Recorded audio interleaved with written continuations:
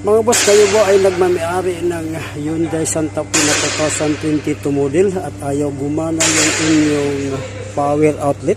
Ito pong video na to ay para sa inyo.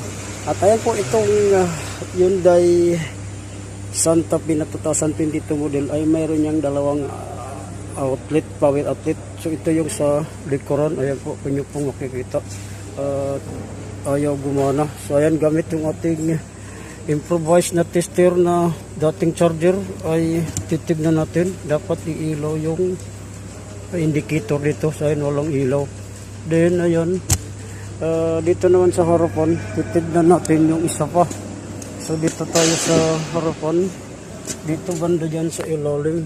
Ayan po, kung inyo po makikita, salpakan din natin yan ng ating tester. Ayan, ay wala pa rin ilaw yung indicator.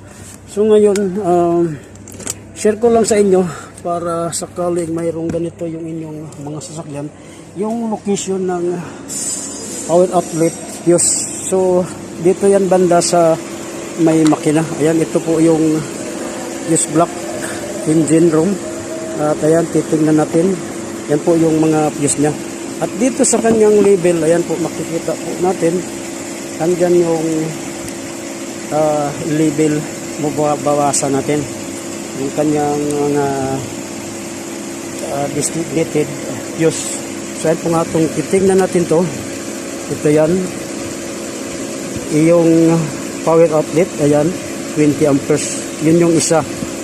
Din yung sa harapan. Then ito yung sa likuran. Ayan, kanyang pong makikita. So ayan, kitang-kita nyo, power outlet. Then, kung atin pong titingnan, ayan, mayroon po tayong pangkuha dito, yung kanyang puller. Ayan, ito. So ito yun. Titingnan na lang natin at inspect na lang natin diretso. Kahit wala tayong test light ay makikita natin yan. Katulad nito, ayan, open to.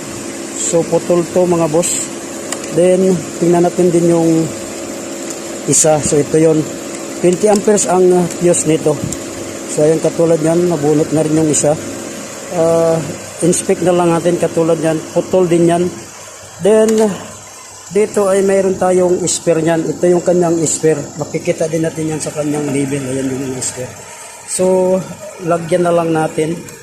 At kung isa lang yung spare nyo, kuha na lang tayo ng iba pa. So lagyan natin yung parehas. Ayan, din titignan natin yan dito. Makikita natin, gagana na yan.